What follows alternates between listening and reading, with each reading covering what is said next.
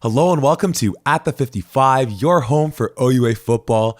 Me and Tom are back on the mics to set up week 4 in the OUA. Tom, how the heck are you doing? And we're at this week now that despite our pleasant surprise, I'll say, of how week 3 went in terms of a couple teams having some breakout offensive production and some individuals having some breakout performances, we've been talking about this week for at least 2 weeks coming. As always, how you doing? And how do you feel now that we're finally at this week with so many juicy matchups that we're going to dive into shortly? I'm doing well, my friend. I'm also a little perturbed at Ooh. how quickly this season seems to be getting on. Like we're already at week 4 here. This is a little insane. I'd like to enjoy this a little bit more. So I'm trying my best to soak in as much OUA football as I can. But like you and I have been talking about, we even before we really knew what the caliber of the teams were going to be like on the field, this was the week that you and I kind of circled and were like, oh yeah, this is going to be some football. Well, I mean, and obviously we'll start talking about them shortly. We have our 2 A-tier teams dueling it out. We have our 2 B-plus tier teams dueling it out.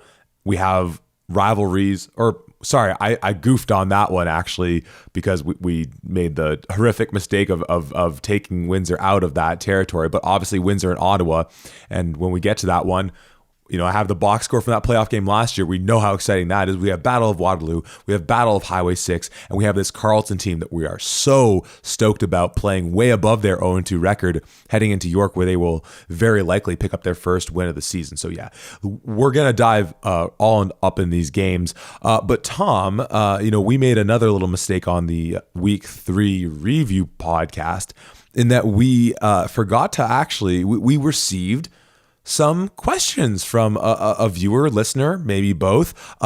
You're our man plugged in with the social medias. The floor is yours.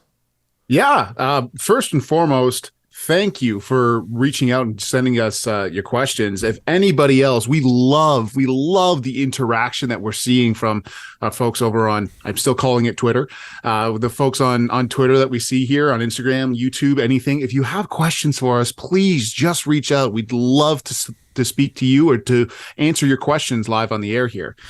This question is a 3-parter. Live. And it comes from, yeah, live. Is a 3-parter, and it comes from one Kevin Horn. And he asks, 1, how sure are you Western wins the Yates Cup this year?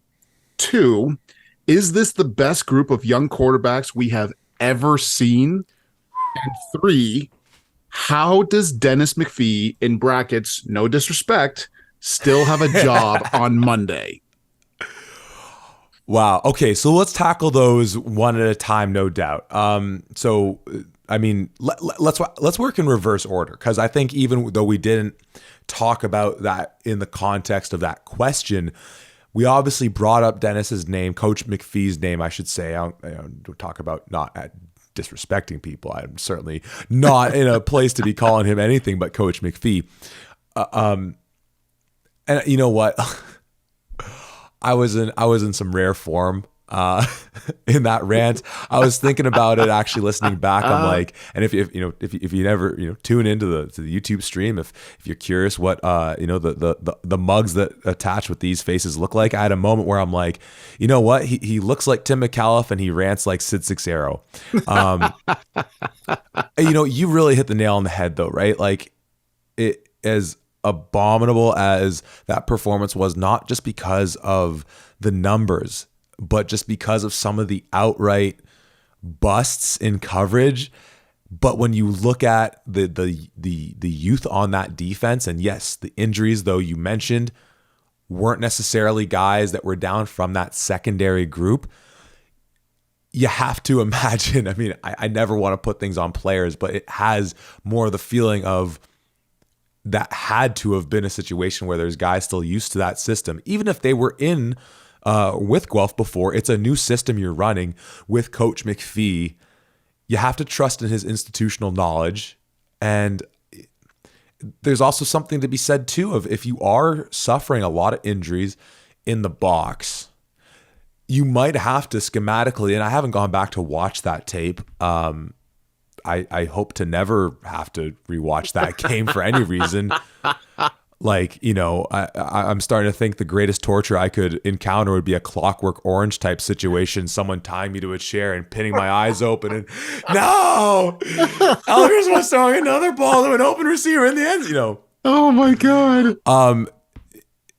You think that maybe they were perhaps compensating for some of those injuries in the box, right? That once again, narrative guy here, but you could picture that yes, as you highlighted, those injuries weren't necessarily guys taken out of the secondary, but new defense. And if you were compensating for those injuries in the box schematically by saying that, like, we're going up against a team that we certainly know can run the darn ball. We obviously knew even before that performance they can throw it around as well. I can see all of that. So just that's my thoughts on that, Tom. What have you thought about that question? Yeah, certainly. Going back along those lines that you just said, first off, with the amount of injuries that you have, especially to your front seven, it affects your entire defense. It really does. You can't get, you have to be a little bit more conservative in certain places. You can't afford to be blitzing guys and, allowing for example, if you blitz a will linebacker, you're asking that Mac backer to cover off. If you don't have an experienced guy at that Mac backer backfilling Brandon Farrago, you can't necessarily do things along those lines. So it changes your defensive schemes when you have those injuries that happen there. So certainly I think that's a huge handcuff. I know Coach McPhee. I know Coach. I had a chance to coach with him in 2019 when I was at the Guelph Griffins, helping them out on the offensive line as well. Coach McPhee is a phenomenal football mind. The dude has certainly forgotten more about football than I ever will know. His mannerisms, the way that he talks, the way that he can walk past any position group on the defense, and if you're doing a drill or a route or trying to run, he can tweak technique anywhere from a safety to a nose tackle and know exactly what he's talking about. The guy's been around for a long time. He knows his stuff. I think dealing with youth and dealing with injuries is never easy, regardless of the caliber of coach that you're with, but especially for a Guelph team going up against a very talented Laurier offense, you kind of, we said it before about the whole thing, but especially for this defense, that is the perfect storm of crap that they had to deal with. Yeah. No, most definitely. The second question in there, was that our quarterbacks question? Yes.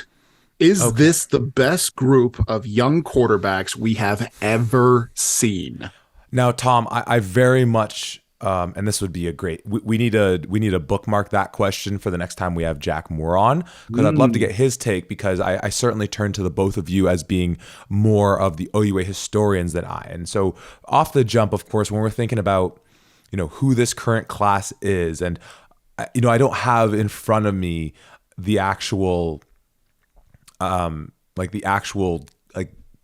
class of, is so-and-so in their fourth year or third year or second year, all those things to kind of qualify a bit more just who's in, the quote unquote, class, as if they were all drafted in the same year or whatnot. But obviously we're thinking about names like, I think you have to include Evan Hillock in the mix, right? So let's just assume, okay, so just off the jump. So we're thinking, and I'm going off the, I'm reading these names based on just, obviously knowing them, but just so I don't miss anyone, the passing leaders and going through that. So obviously we have Hillock with Western, we have Elgersma at Laurier, Keegan Hall at Mac, Danny Skelton at Windsor, Tristan Lefebvre, like early returns, kind of liking him, Alex Vreeken,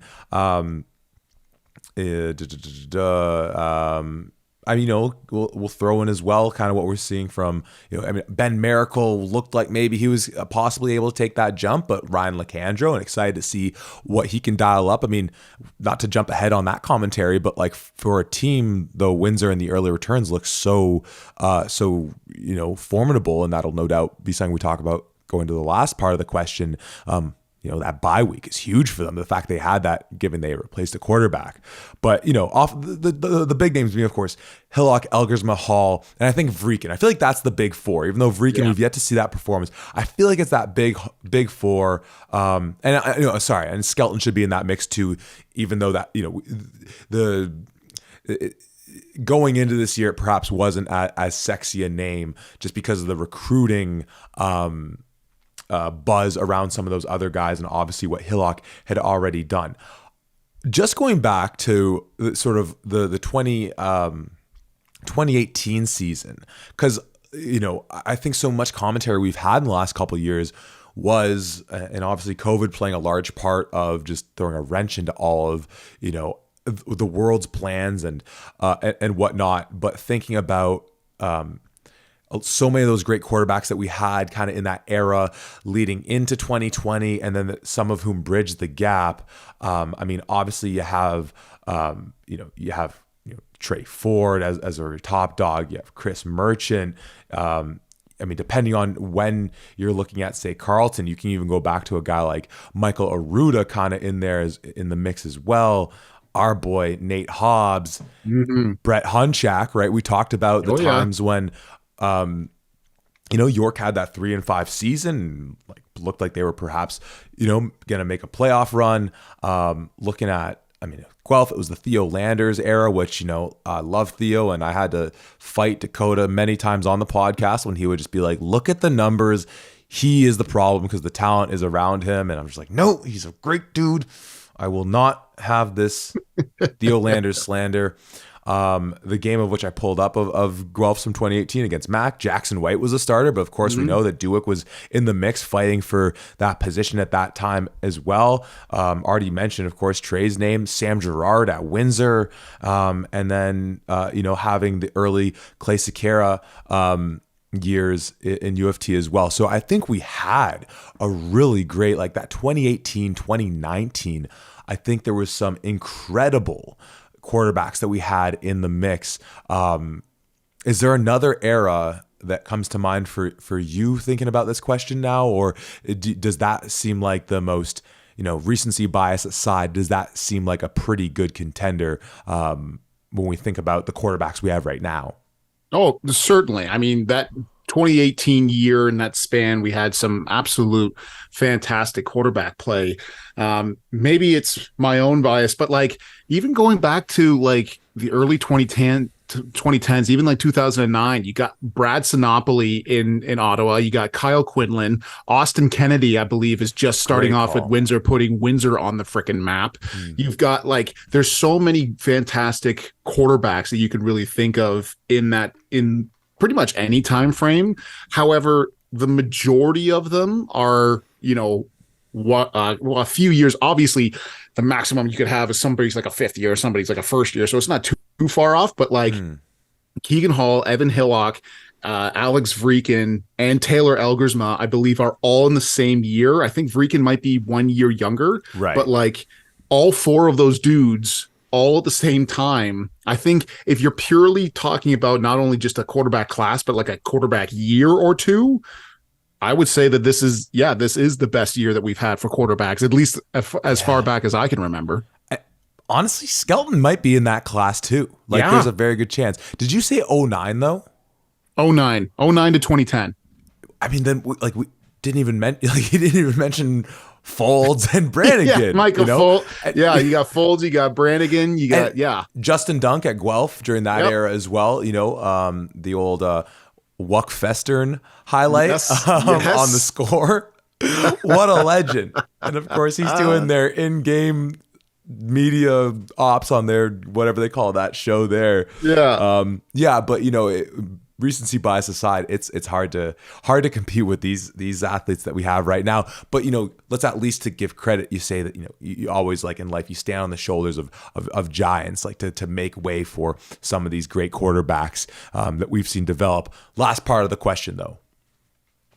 How sure are you that Western wins the Yates Cup? After seeing what we've seen, after acknowledging that this Western team is not as good as what we saw last year, how sure are you that they win the Yates this year? Oh man, we've talked about this stretch that we're getting into with the OUA season. I'll say it like this: I'm less sure.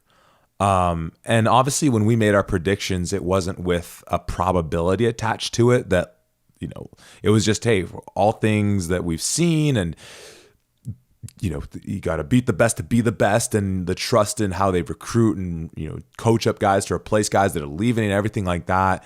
And, people have probably at this point quite literally lost a lot of money trying to bet against Western, thinking that this is the year they go down. But I'd say less than whatever amount of probability I was going to attribute to that.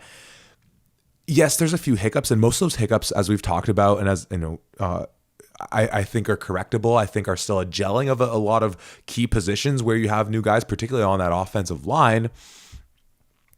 But it has more to do with the ascension of Windsor. Because we said it on the review pod, and I was talking to some of the coaches that I'm working with in the high school scene. Shout out to high school football in the province. It's all starting to come alive right now. Teams are getting their jamborees and their scrimmages in this week. So if it's in your area, go support your local high school football clubs. But Windsor is absolutely legit. But the stretch that we're getting into, we have Windsor, Ottawa, and we have Queens Western this week. But then next week we have Ottawa Western and we have Queens Windsor. And then the week after that, we have Western Windsor. And so just getting to see these teams, because we always play that game as we progress through the season of oh, you know what? Maybe such and such a team wasn't what we thought when such and such another team beat them or lost to them.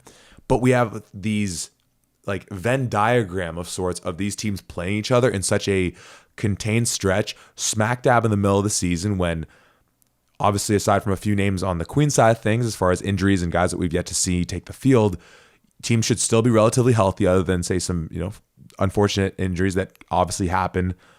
And the offenses should be hitting their peak. Mm-hmm. So purely a function of Windsor and Laurier's, mostly Windsor's ascension, but yeah, Laurier coming to life last week, though, of course, when we talk about opponents and such and such and such. Anyways, Tom, you? Yeah, certainly. I think we can both agree that Western, like I said, doesn't have. They don't look as strong as they did last year. That being said, I am very, very confident still that Western still comes away with this Yates Cup. I think that the Yates Cup this year is going to be more competitive. And not to say that it wasn't really last year, but I think Western did pull away in the second half against Queens. But I would not be surprised to have a really exciting Yates Cup this year, which I am very excited to watch. But I'm also would not be surprised to see Evan Hillock hoisting the Yates Cup for the third year in a row. No, and obviously those are our predictions. And obviously Jack, made a great point in just purely saying how, well, that it's never happened for a team to win 3 in a row. And as you talked about the idea of the lifespan of any player in the OUA or in U Sports is max going to be 5 years of actually playing. And then the idea, and I was talking with people at Waterloo about this, how frustrating it can be when, we have all these nice pieces here that are kind of coming into their own and everything like that. But, this other really nice piece is going to be out of the mix, graduate out or whatever, by the time that those guys become in their, kind of year 3 time when players, perhaps year 3, 4, where players really take stride and everything like that. Yeah, but I think too, to what you said about, maybe that Yates is perhaps a bit closer than the score led on. They were, I don't have the final score in front of me, but when they played Windsor last year, that was tight through a couple quarters. But we've obviously kind of talked about this theme that Western can find themselves in games in early throws and then just pull away at the end. But to say that, once again, is to not make this seem like we're being anti-Western, though, of course, there'll be few tears shed for that type of sentiment outside of the lovely city of London, Ontario. Is just to say that, for Western to be a bit more down to earth, or that these teams have ascended, we're talking about the reduction of a gap that has historically, especially in recent years, even when they do lose the occasional Yates Cup, and of course, they lose a lot of Yates Cups, but that happens when, you're there darn near every single year. But we're talking about a gap that's quite substantial, reducing to something where it's there's teams that we could see beating you. So, from what we've seen from some of these other clubs, even obviously Mac, there are some teams. The playoffs are going to be so great this year. So good. But I think that was the whole question. Once again, our man on the, with the tweet was, Kevin Horn, and we really, really appreciate it. Like I said, please, if you have any other questions, reach out to us. We will answer them. We always love to hear from people who are listening to the podcast and enjoy it. It's still, I've said it before, I will say it again. It's still so crazy at the fact that people are actually on the other end of this listening to us as we speak here. But yes, absolutely. If you have any other questions, send it in our way. We'd love to share our own opinions on things. But yes, I think Western still takes this. I think that's certainly where we are. In about 3-4 weeks time, we might change our tune a little bit. Yep. But for right now, we're smack dab in week 4, or at least on the precipice of week 4. And as a quick programming aside, we kind of talked about on maybe doing some of our own tiers or our own kind of top 10 rankings or top 5 with, say, quarterbacks, or with just who we think are the top performers team-wise. We made the decision we'll wait till we are in week 5, or I guess technically it'd be week 6, coming off of week 5, because then every team would have had 4 games. I think that works out. So coming off week 5, because everybody will have had 4 games. Yeah. So we're the true midway point of the season. Send in the questions. We'd be happy to read them. But let's get into the action we have, because, we've been talking about this week for some time, where we have some incredible matchups. And we're going to start, oh, man. We've had actually, to give some credit to the OUA, we've had some decent diversity in schedule time. Not this week. 4 1 o'clock games, 1 3 o'clock game. Better sign up for your OUA TV premium, I guess. But we'll start off with the Battle of Waterloo at Laurier, 1 o'clock start. Now, this is interesting because we have said how, despite the offense for Laurier having a bit of a slow start, we knew what they could do. They need to get the ball rolling, and obviously last week, you can't roll a ball any better, faster, better, I don't know, whatever, than what they did against Guelph. Battle of Waterloo, I feel like these types of matchups, there's obviously a huge, immense amount of pride on the table. In a couple weeks, we'll be talking about the Panda game, and, it seems like, there can be favorites in that game, but sometimes there's kind of that magic pixie dust in the air that can throw anything, that can kind of throw whatever caution to the wind. Waterloo, obviously, we have Young at the quarterback spot and Nick Orr. We've really yet to see him have anything really akin to a breakout game, though, of course, reducing the turnovers from when Caban was at the helm, both at the start of the year and last year, is certainly a start, though, of course, it netted a lot of yards for him. But defensively, we've been all over that defense through the year so far, going back to that Ottawa game and what a great job they did slowing down that team. Don't forget that the final score in that game is not indicative of how tight that was through 3 and, frankly, a half quarters. Loved what they did against Windsor for so long, 15-0 at the half. And, of course, picking up the win at York, where actually, frankly, that's the one where you're most scratching your head, being like 32 points against York, or giving up 32 points to York.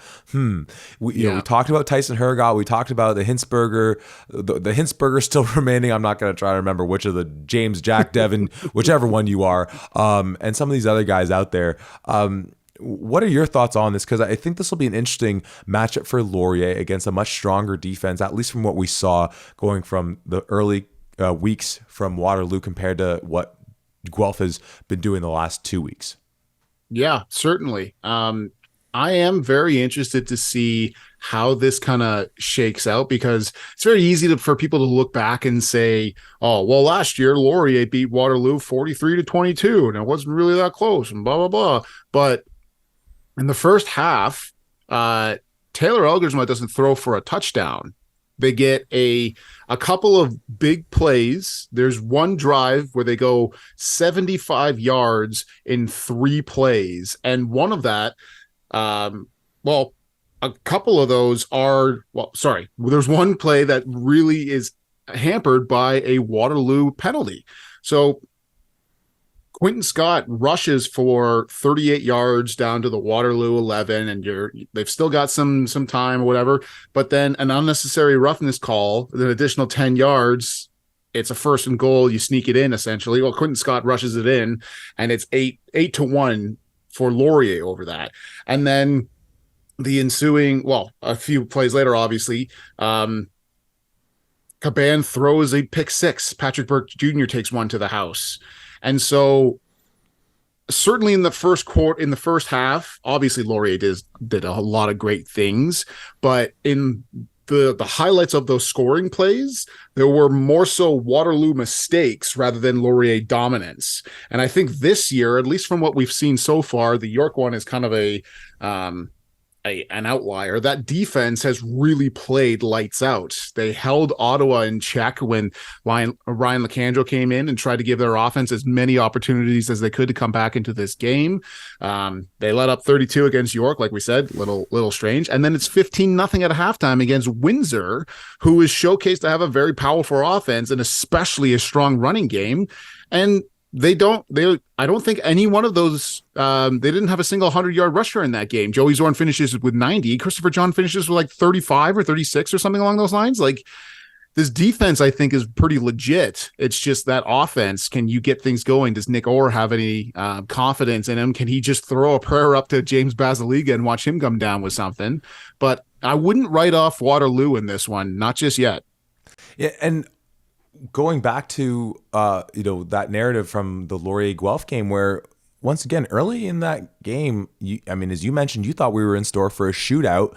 Guelph was moving the ball really well. Going back to the early stages of that Waterloo Windsor game, Waterloo was moving the ball really well. I think if you're Waterloo in this one, and oh gosh, I know it was so vividly that we get a lot of our listeners out of the Waterloo area. You're obviously the underdog in this matchup. That's not a hot take there at all. And much like we were talking about with, say, Windsor going into that game against Waterloo, where it's like, hey, as the favorite that, look, if we really need to go to the aces up our sleeve, go to our bread and butter that we know we can dominate and have the advantage, we can do that if we find ourselves in a ball game.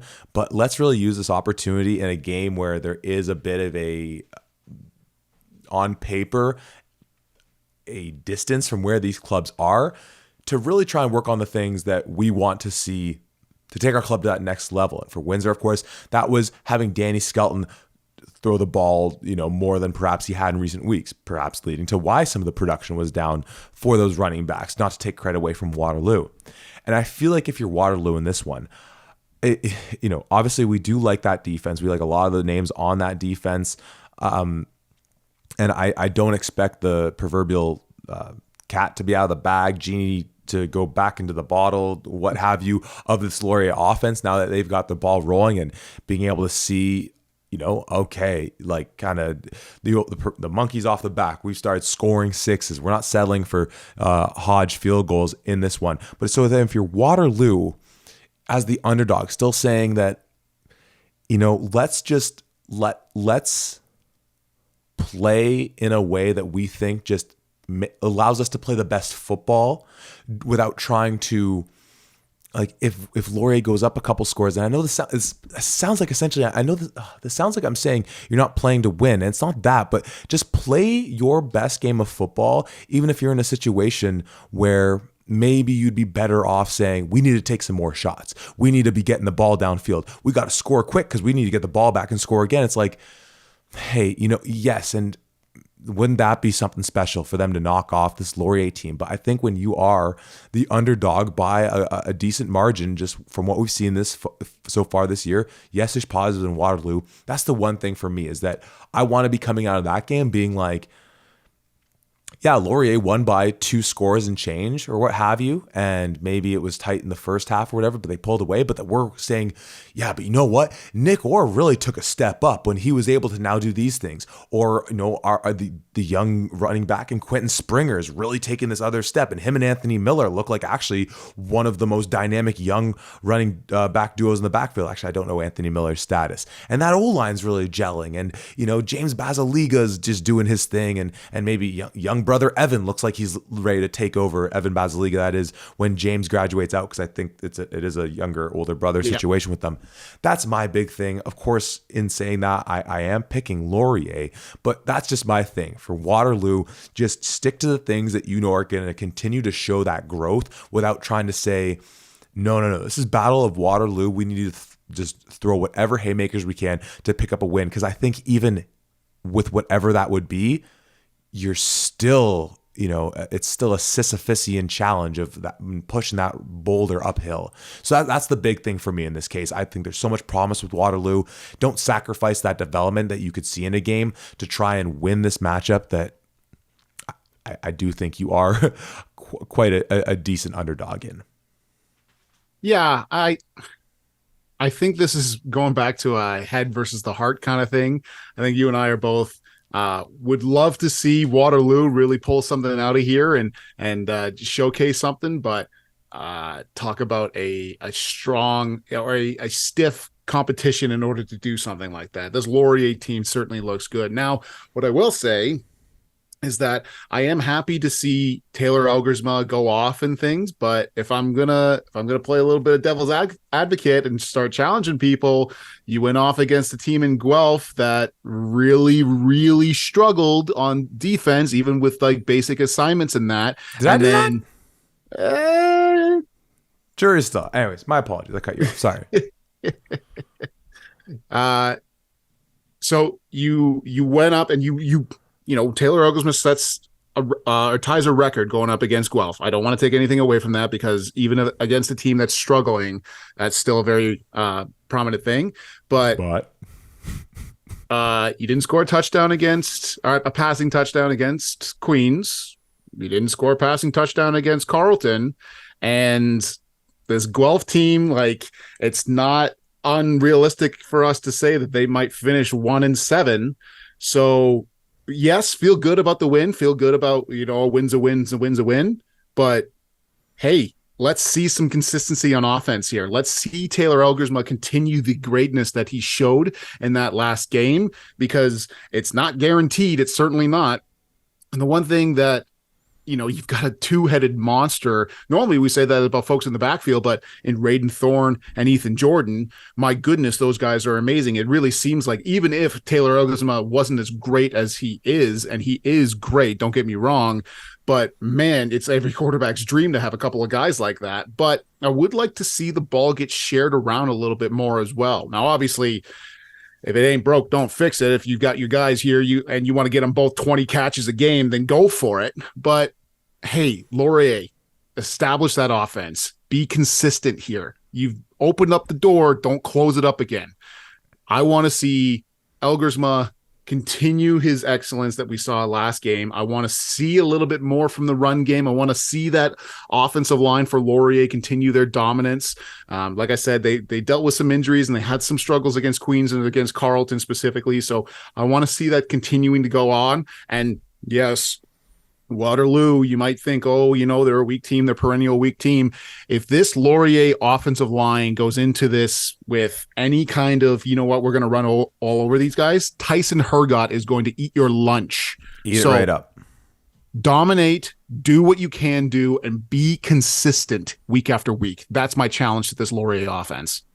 Yeah, I think that makes sense. And, it's like, Windsor obviously, sliced and diced them up in their passing game, very much reliant on just kind of some of those, just, hey, take what they gave them, right? And kind of keeping everything underneath. And I thought that's one of the things, though, there was some decisions, and you actually perhaps touched on this more than I did, where there was times where Skelton didn't always make the best decisions, but I did love that at the end of the day, he was like, all right, fine. As much as, I'm sure as a quarterback, you do want to take your shots. And he took a couple. And of course, one ended up in a big interception. And he had that one drive in the third quarter where he had the play, it was like a 2-play drive and he scored a touchdown. But all right, you're going to give me 6-7 yards on every single play. And a couple times my receivers will pick up some yak yards and we'll get a bit more. Fine. I'll take that. So in addition to that challenge for Elgersma, another young quarterback, and with the way that we've seen the attack of these receivers as these deep threats, if Waterloo, if this is a bit of a stylistic thing defensively for them of saying we aren't going to get beat big, we're going to trust that we can bend but not break, and then eventually one of those 6 yard in, 6 yard hook, whatever it might be. Oh, a receiver drops it, you're in a 2 second and long. Hey, we force the punt. If that is their sort of philosophy as Elgersma with this offense, are you able to just have that same approach and say, that's fine, we will death by a million cut you, and the numbers at the end of the day will lean in our favor. But nonetheless, I am going with the Golden Hawks. I mean, of course, they are home for this one, though I'm sure there will be plenty of black and gold along with the purple and gold of the Golden Hawks in there. Tom, undoubtedly, that's where you're leaning on this one as well. Most definitely. Well, we talked about where this kind of defense is at for Waterloo. And, as we transition into our next game, what's perhaps most surprising, and obviously we talked about how impressive an 0-2 start that Carleton has. And man, you go up against some tough opponents to start off in Laurier and Western, 2 top 10 teams. It is somewhat surprising, or perhaps not surprising, their yards given up per game on the defensive side is actually the 3rd highest in the OUA right now, behind Guelph and then York, with, of course, quite a large margin between those two. But they will, this week, be going to York. So hopefully that will right the ship for Carleton in this instance. I still feel like I don't really know this Carleton team yet all that much. Really like what we're seeing from Tristan Lefebvre. I think my number one thing, I'm hoping, I guess we know enough people, we could reach out and be like, hey, is Denny Ferdinand okay? Because that's certainly a boon to that offense, that defense. Kasim Ferdinand, we knew this coming in, just what a Swiss Army knife he was offensively. And I'm sure that'll only continue to happen. Ben Huckabone's had a really nice start to the season. Josh Ferguson, though, of course, we still haven't seen the breakout game. I did see on the Ravens social media, cracked the 1,000 yard rushing mark for his career, which, hey, I don't know. We should see if we can find that list and just have a 6-hour pod just talking about some of the names on that list, because I'm sure we could do that without even thinking twice. But what aspect of this Carleton team? Because, of course, we are talking about, a team in York where this game will probably get ugly. What aspect of this Carleton team that we perhaps, maybe we've seen a little tasting of, or we've seen some hints of, are you most excited in a game where, let's be real, if they wanted to say, hey, let's get Lefebvre, putting it up to, guys like Hatchie and Ferdinand and Huckabone and some of these other receivers, we can probably put up 400 or 500 yards passing? Or do we say, hey, this has been a big week for Ferguson, cracking the 1,000 yard mark. Let's make sure people don't forget how deadly number 23 in white and black, and occasionally a hint of red, is feeding him the rock. What are you looking for more? I guess I'm obviously talking more about the offensive side for them first. So if there's something defensively you're curious about, but just knowing that they could probably have it their way, whichever way they want. Do you want to see Carleton in this game attack? Well, the one thing that you and I can agree on, certainly with this Carleton team, is that they are better than the 0-2 record that they showcase. Absolutely. Certainly better than that. They played against a couple of really great teams to start their season off. And quite honestly, I'm excited to see who this Carleton team is against York. And it's funny to think that, but let me explain why.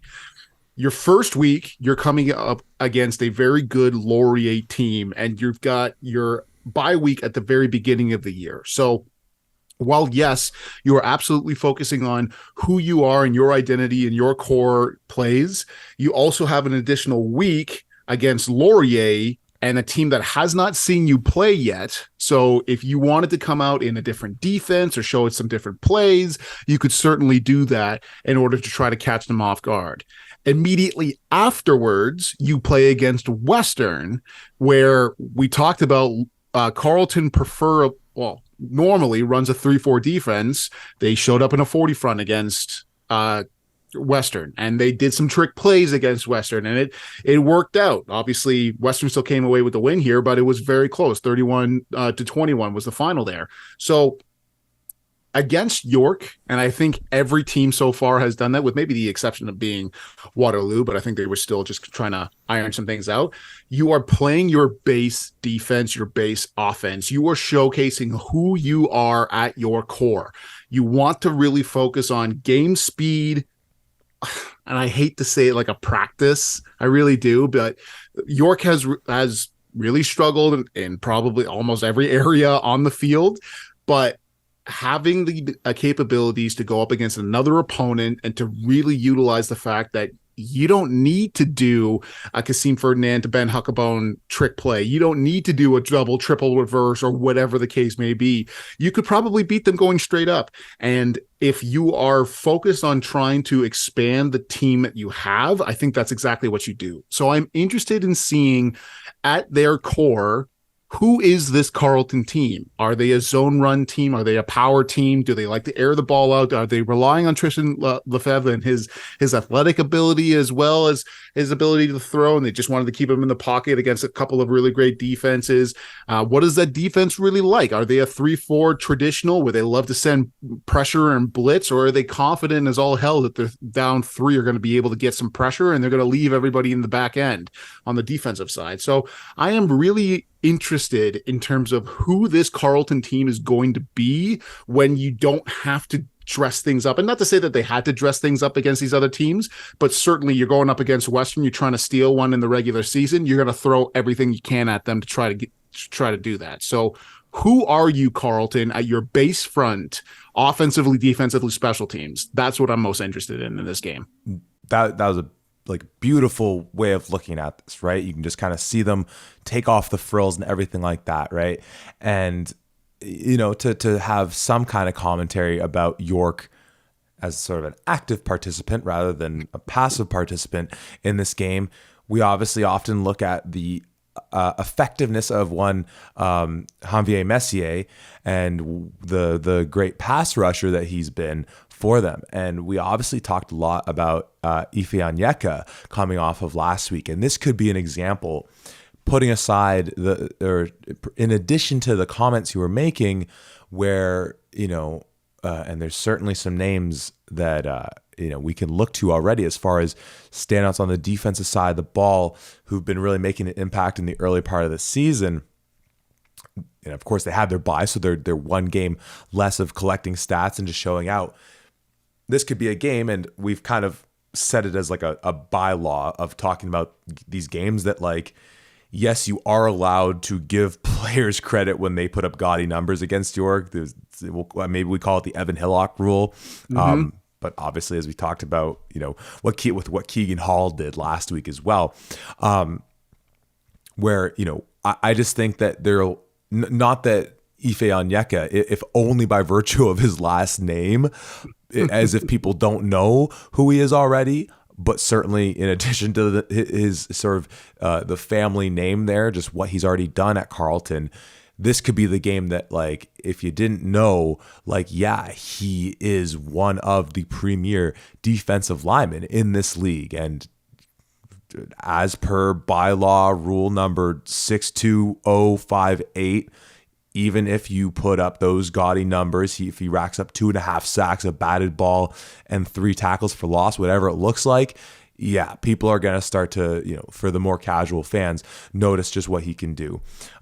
So I actually, I don't have anything else really to say on that. I think you hit it on the head, where we get to see Carleton be like, where are we most comfortable at, and where would we want to be as, we always talk about, say, like Western, as like, they don't often, and partly because they're often better than everyone, we don't play to the opponent. And that's not to say that they don't game prep or anything like that. They certainly do. They look for their advantages, but they're going to say, it's always been the joke that, like, what our playbook is. We've been doing this stuff for years now.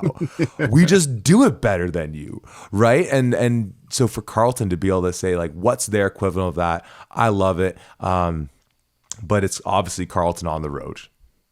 Yeah, it certainly is. The one thing that I do want to say about York specifically, I know obviously this has been a struggle of a year so far, and there's been a lot of things that have gone bad, more bad than good.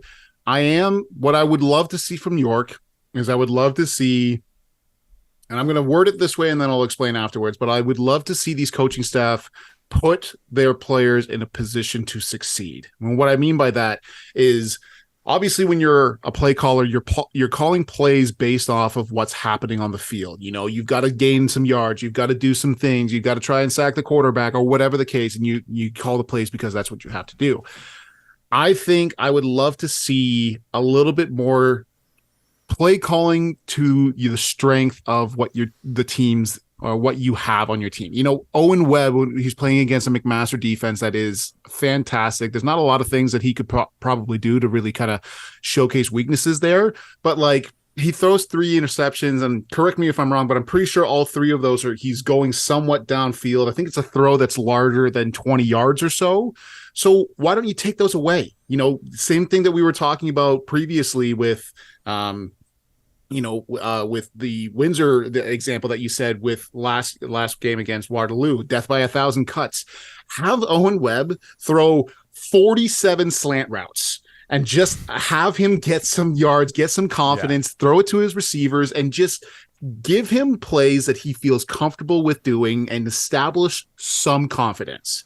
It's very, very unlikely that you're going to come away with a win here regardless. So why don't you try putting your players into a position where they really feel comfortable? Now, obviously, you can't just do a running back swing every single play, but I would love to see a little bit more of that. Not to say that this York offense or these York coaching staff haven't been doing that already. I'm sure that they take into account the strength of the players that they have, but really try to highlight, okay, we run power probably the best out of anything. Let's try to do that to hell. Let's do quick routes. Let's do slants, in routes, out routes, whatever the case, and just try and establish some confidence. So at the end of the year, we can look at whether it's whole drives, certain plays, and say, this is what we really did well. This is something that we can build on going into next year.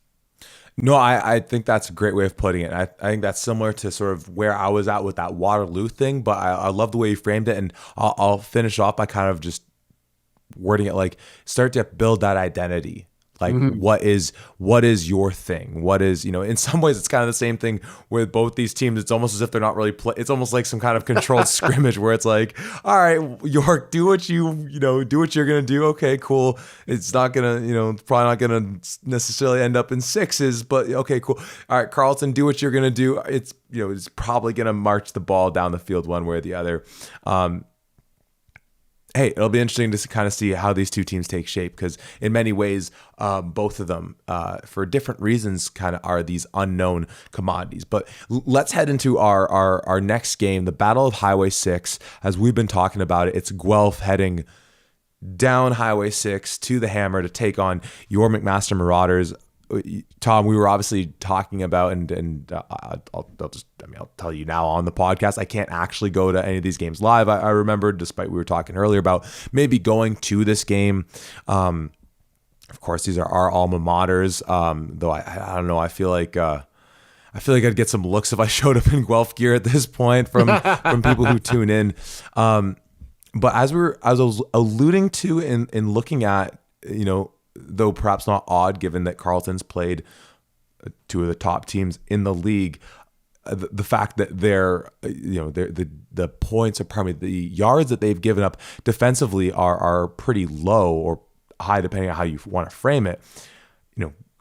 Guelph, we've obviously looked at just by virtue of talking about these last 2 weeks, just how ineffective at times that defense is. And, by the numbers, we've talked for years how if you take Western off from the top, you take York off from the bottom, it's just a melee between the other 9 teams. But if you do take York out of the mix, specifically on the defensive side of the ball, sitting there in last in pretty well every category are the Guelph Griffins. They're the second most points given up per game at 37. They have the second most yards per game given up at 0.7 of a yard shy of 500 yards a game. 272 of those in the passing game, 226 in the rushing game, which obviously speaks to these last 2 weeks for them, where it's like you get demolished on the ground against Windsor, and we saw that as a weakness for them last year. And so you think, 400. I think I actually misspoke on last week's pod. I think I said 448 rushing to Windsor. I think it might have been higher, but you give that up, and at the very least, not that that's ever excusable, you think, well, shoot, this was a bit of a weakness for them last year too, and Windsor is perhaps the best running team in the OUA. There's some semblance of sense in there, though nonetheless still inexcusable. But the fact that it's like you can't even say, yeah, teams running on them, but boy, oh boy, like that, it's a no-fly zone in the secondary. We clearly learned that's not the case either. And we can say what we want about Mac doing what they did against York, though of course we've qualified this in a number of times already that you are allowed to take credit for what you do against York. Mm-hmm. I'll hand it off to you like this, because I obviously joked about, you wanting to see Mac get their running game going. And then, of course, just in the nick of time, they're going to play Guelph. So, of course, they can do it. Do you think that they're going to, and obviously we talked about Daniel Bossett not being in the mix for the last couple of weeks. Do you think Mac's going to want to say, as we talked about, we are the air raid team of the OUA. We have all these phenomenal athletes on the offensive side of the ball. We have great coaches scheming it up. We have one of the best in the business, and Coach Potasek not only as our head man, but calling up the plays offensively. Keegan Hall is looking legit. He's finding his guys. Maybe Priestner's back in the mix too, which is just terrifying when you think about it. And frankly, I kind of love, and obviously we saw what Elgersma did at Laurier last week and what Skelton did and what, Hillock's been doing, but I kind of love the idea of just like Max saying, no, we pass the ball. That is our identity. Let me pass it to you like that. Kind of a similar theme we've talked about with these first 3 games here in the OUA week 4 of there's seemingly a pretty decent divide of where these teams are at right now.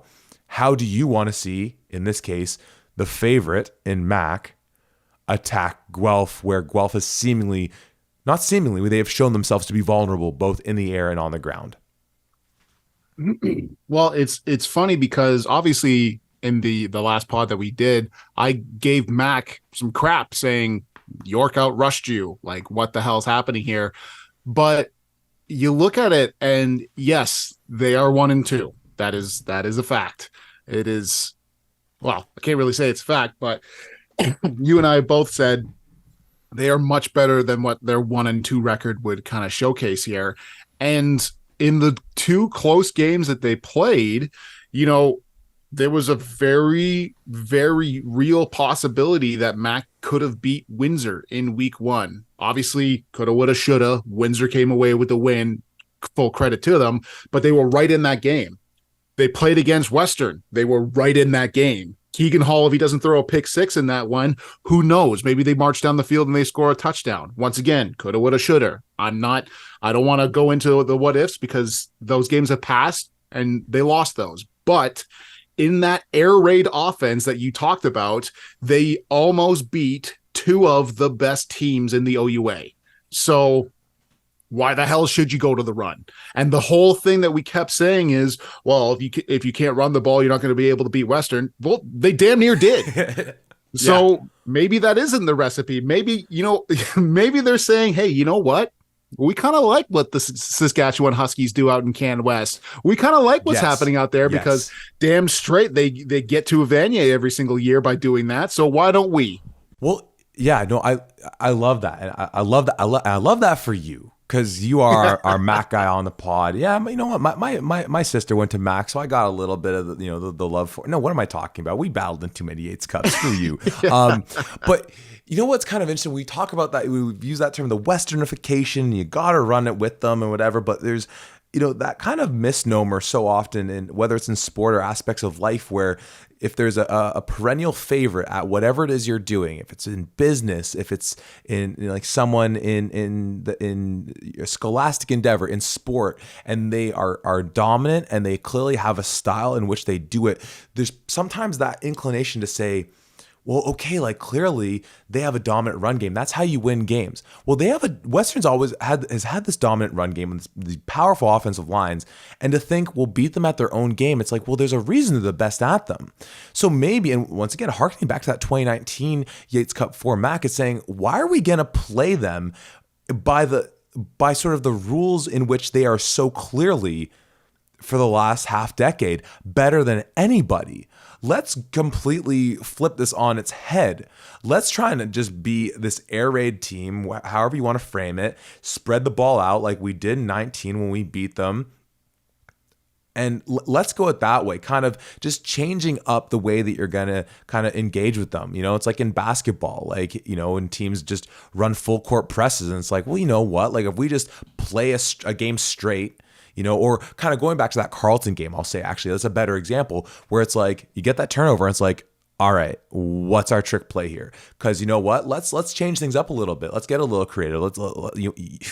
You want to get nuts? Let's get nuts, So Mac's a very exciting team this year. And I'll let me at least say this to you, that we will almost certainly, I'm going to say, be talking on for you and me Sunday, folks hearing this Monday or whenever you listen. As always, whenever it is you're listening, just thank you so much for tuning in, for viewing, however you are consuming our content. And we'll be mentioning again that Mac was outrushed, because young Mr. Malloy has been very good for Guelph. And of course, we talk about these injuries, Isaiah Smith, like it. We're not talking about, well, no, we are talking about Guelph. The injury part is hard to deny, even though at times it feels like it just shouldn't be the excuse for them, or there's other things at hand. And there certainly are other things at hand as well.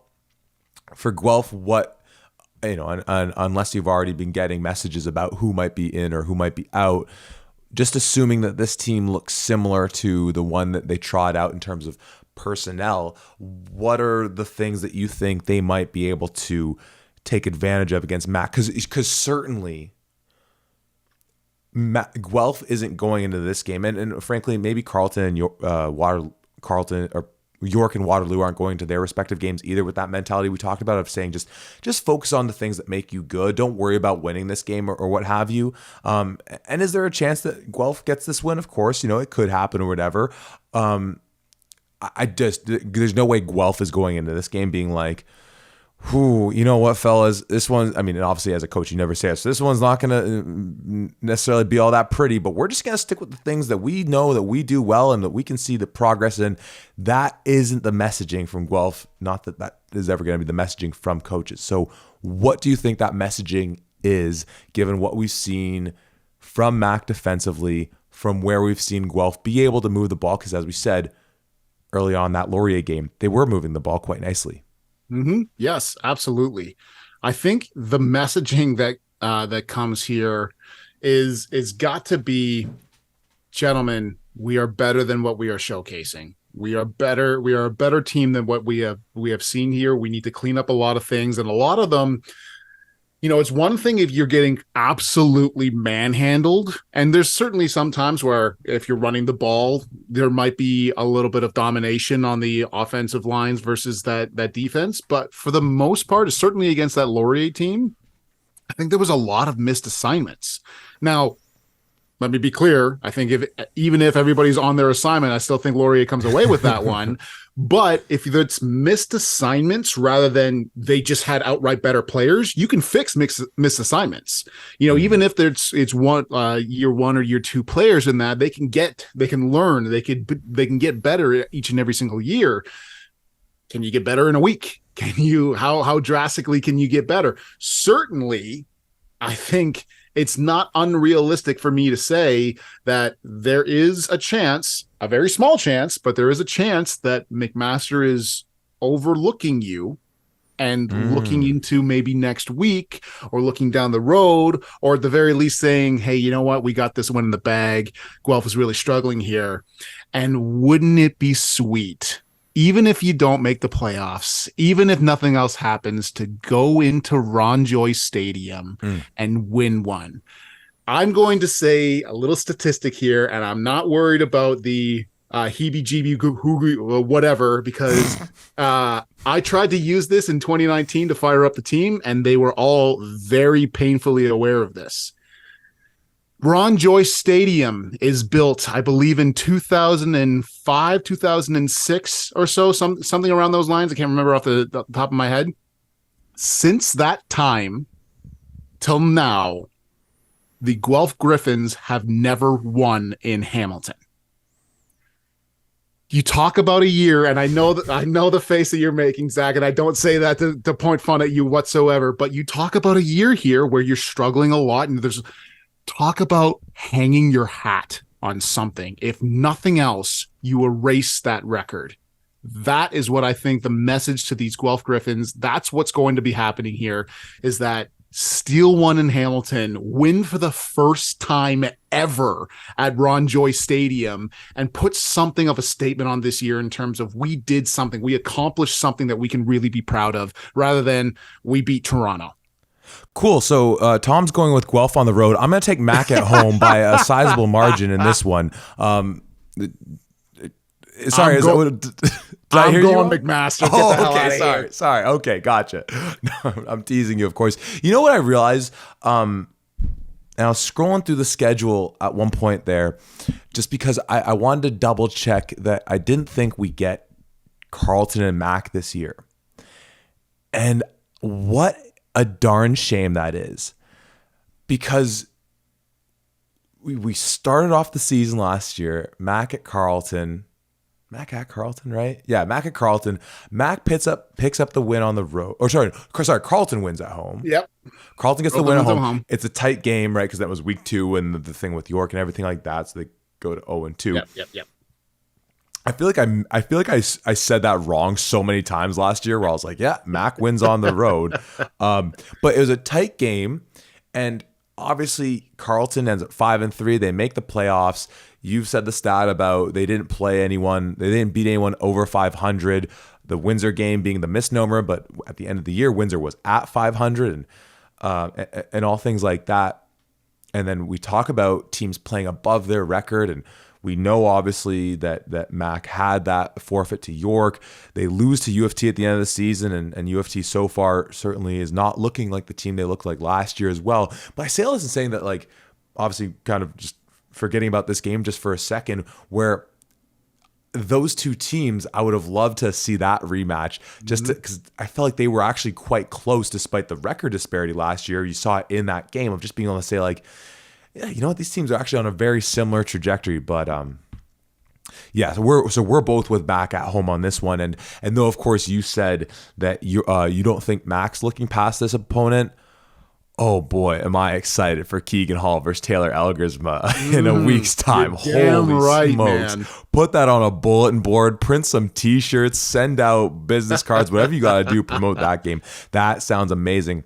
Tom, remind me, because this Guelph at Mac just spells homecoming all over it, but that ain't happening in the Hammer these days, right? No. McMaster had some unfortunate displays during I think a homecoming, God, must be 5 years ago now or something along those lines. I'm pretty sure it was pre-COVID.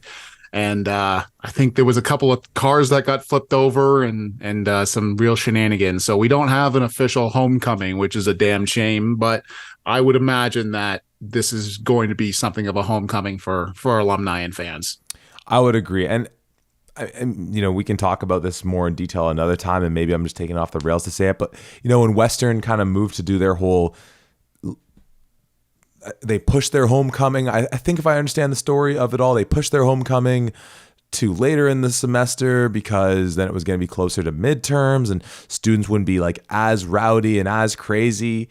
And so you have your official homecoming then, but then of course, you know, in a very Field of Dreams-esque type scenario. If you build it, they will come. Doesn't matter when you put it. If you have a homecoming, the students are going to do their thing, but then they still created their FOCO, the fake homecoming. And so it's almost just like you kind of, I don't know, as administrators, if you can really win that battle, because you don't call it homecoming, like you don't really get the say in just like the idea that there's gonna be at least one football game at all these schools a year where the students, even as unfortunate as it is, if they leave at halftime to go to wherever the bar is or the spot is, whatever it might be, that they're gonna, they're gonna, turn out and turn up a little bit. But anyhow, as I said, I won't be able to make it to that one.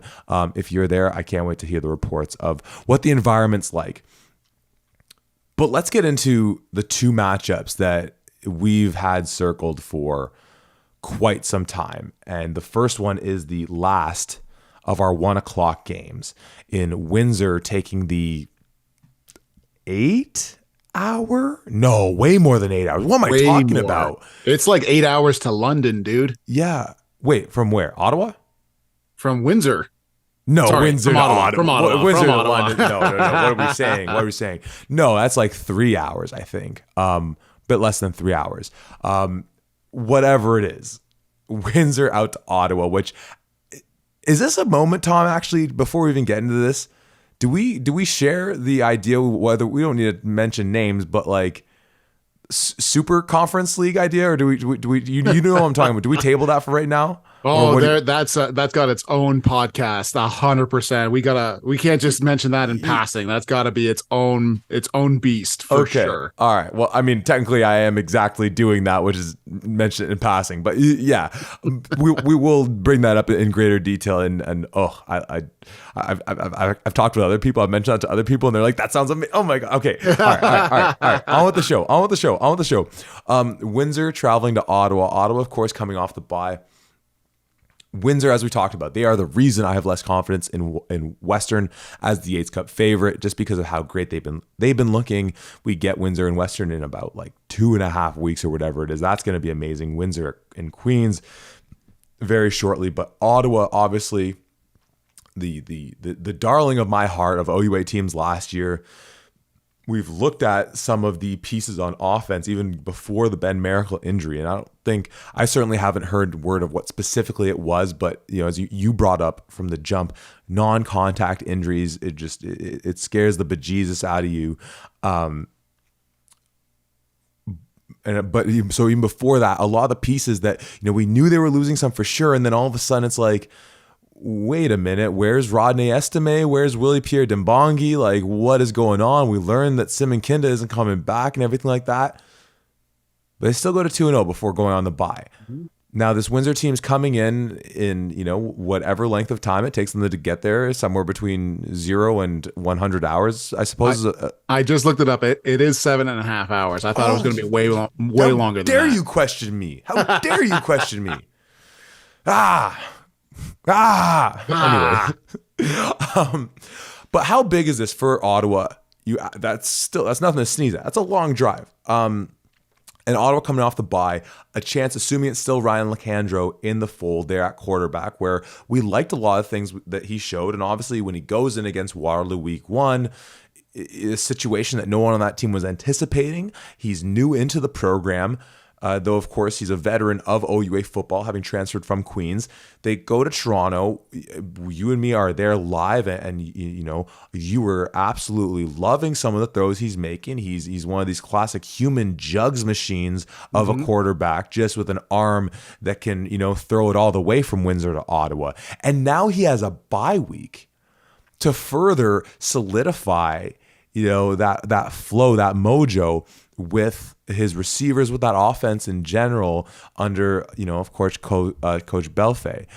Let's start with the Ottawa side of things, if we may, just from that perspective there. How interested are you in what Ottawa comes out with now that, assuming it's still going to be Lecandro, he's had a game and pretty well 2 full games and a bye week to be ingratiated into the system?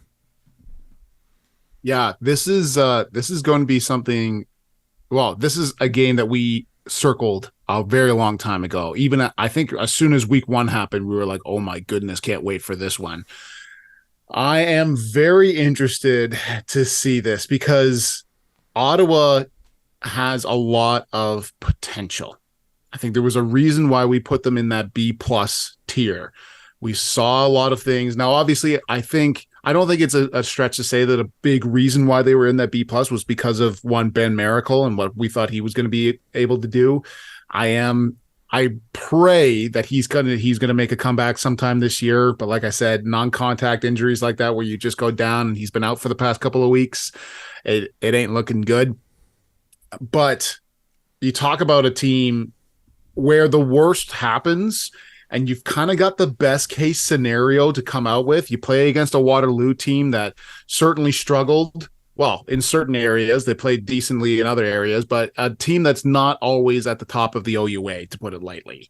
And then immediately afterwards, you go play Toronto, who once again not always at the top of the OUA, and has really struggled trying to find their offense this year. So you go up against a couple of teams where you don't necessarily have to play your best football. Obviously, you always want to, but you can get away with playing a little bit sloppier against these teams. And then you go into a bye week. And then you go up and play Windsor. I think that's kind of the best case scenario, especially with a team that's got a new quarterback at the helm. They're trying to their best to get more symmetry or chemistry, I should say, between Lacandro and guys like Gendron and the rest of his receivers in that.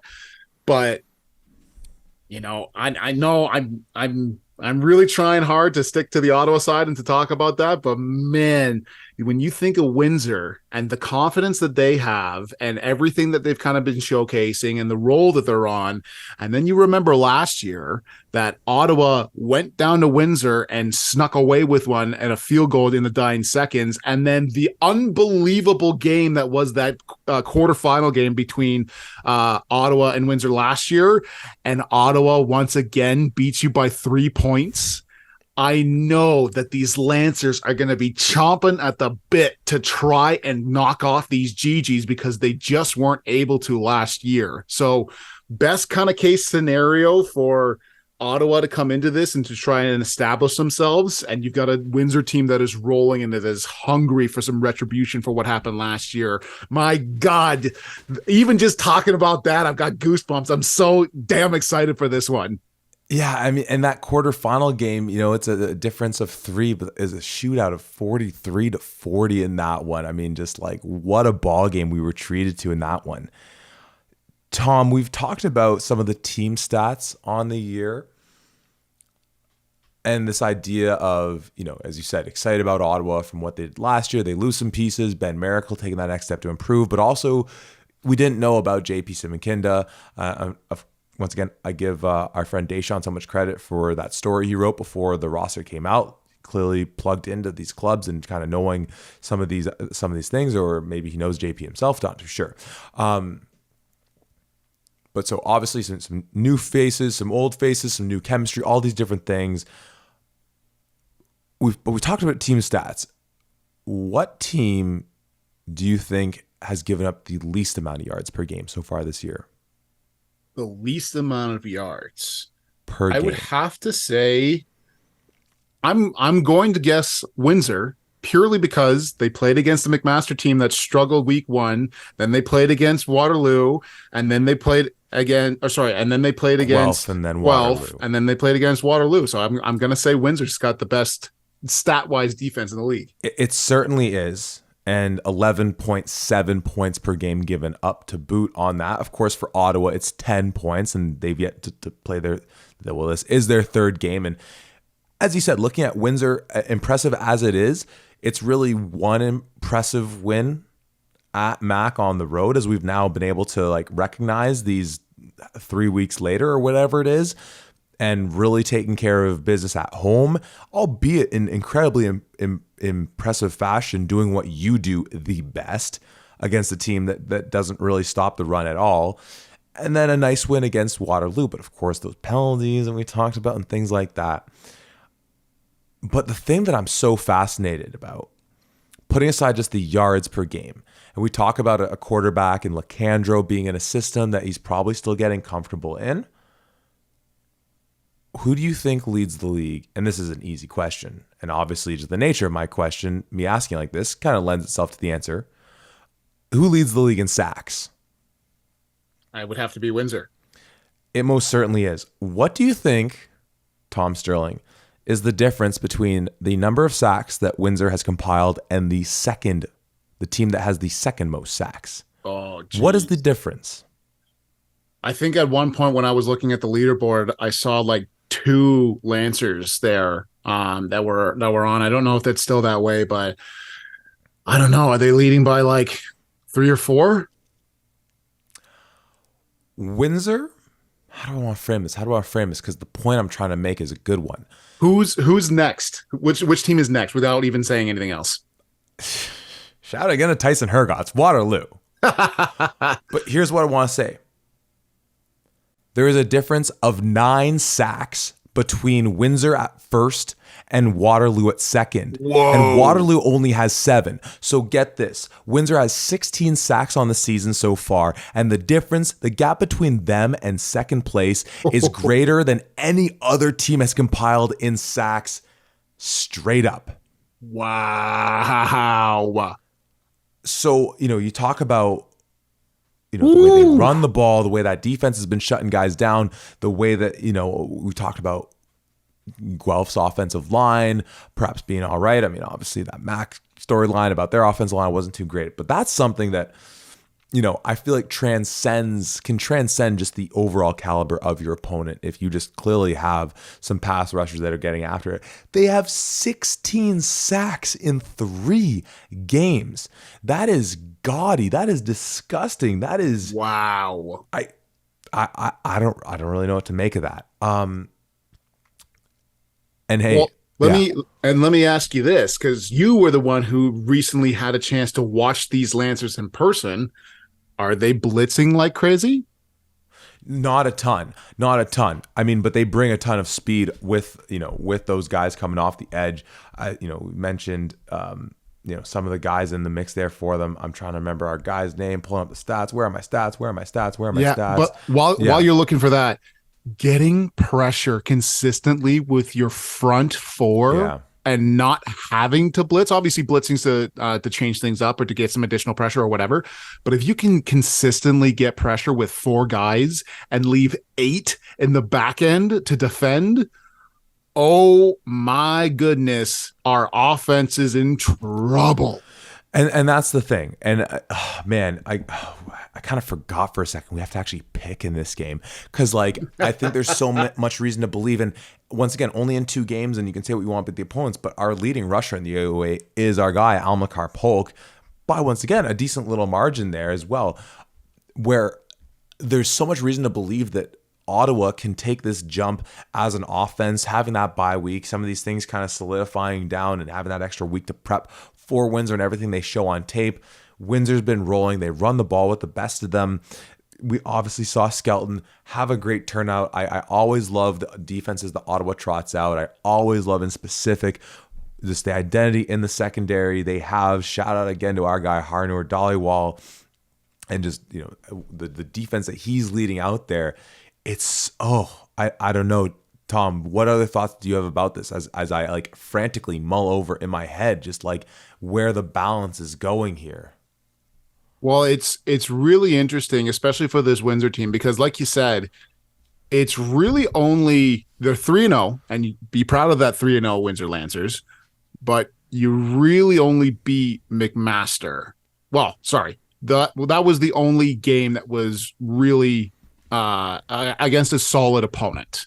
And I think Mac had a lot of their own issues that was going on there. I don't want to take anything away because Windsor, you earned that win. You earned this 3-0. You've earned to be talked about as the upper echelon of the OUA, certainly.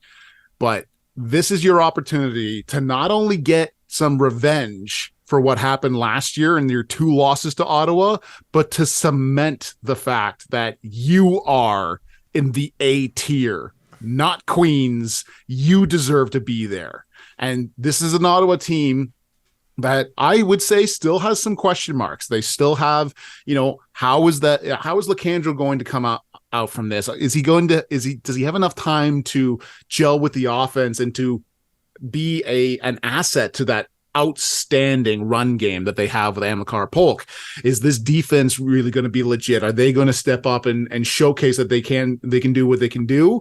Because like we said, you played against Waterloo and you played against Toronto, and Toronto had zero offensive real capabilities in that game, if we're being honest here. Yeah. And Waterloo threw 4 interceptions, and a couple of those, there might have been right to some GGs here. So this Ottawa team has now the capabilities and has the opportunity to show, no, there's a reason why the At the 55ers put us in the B+ tier. There's a reason why we should be at the upper echelon here. We deserve to be here. And Windsor's fighting that exact same one. And to couple it all in, because I believe Ottawa's getting their stadium rebuilt, this game is going to be played at TD Place. Yeah.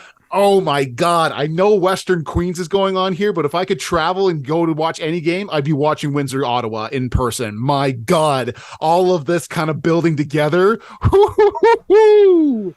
Tom, do you still have the sound of my voice ringing in your head of going, why did I not pick Windsor? It haunts my dreams, Zach. Yeah. Well, I don't think. I'm going to say this with my head up, bass in my voice. While I don't get the pleasure of seeing you in person this weekend, there's certainly a chance I'll call you at some point around maybe 3 p.m. Eastern on Saturday to say the same thing. But until that point goes, I'm going with my GGs at home off the bye. Let's go, Ottawa. Oh, why the? Wow! No, GGs, it's out in the universe now. You're with your GGs. You are rolling deep. And my God, I know that at the very least, I think Harnour listens to us. Dude, you got to get this man a GG sweater, some swag, men's large, something. Yeah, please. This man, there is no bigger Ottawa GG fan that did not go to this school. You got to hook this guy up with something. My side of things, taking into account everything that happened last year, taking into account what I've seen this year, I'm going Lancers. I'm going Lancer football, baby. No chance does Windsor let Ottawa beat them 3 times in 2 years. No chance does that happen. Yeah. Oh man, what a ball game. What a ball game. What a ball game. What a ball game. It's funny, like I'm literally looking at it on the schedule, and of course, I don't really know why some of the games as they're listed will show like tickets. Yeah. As a thing. But it's almost as if it's like sports gods being like, Zach, bail on, your commitments that you have on Saturday morning and buy a ticket to TD Place. And Windsor, if you want to like stop in Toronto and pick me up on the bus, even though I just picked against you in this game, I'll roll with you. Just drop me off back on your way back home. I'm so stoked for that game. But nonetheless, despite those aspects that we've talked about that in some ways perhaps make that the game of the week in a certain sense, the game of the week is, of course, anytime we get Western playing Queens. And we're getting it at New Richardson Stadium at 3 p.m. this Saturday. You talk about historic matchups. We kind of played that as the angle going into Queens Toronto of just it ain't nothing that there is just when you see those jerseys on the field. And in recent years, we've certainly got to see those jerseys on the field together a couple times with the back-to-back Yates Cup appearances these two teams have had against one another. That it's going to be so special. And of course, in this current generation of, well, it's obviously still Greg Marshall, but the Steve Schneider era, it's been Western having their number. But the thing is that's so weird is, once again, when you talk about Western underperforming, whatever that means, that still means they're performing quite well. They're 3-0 on the season.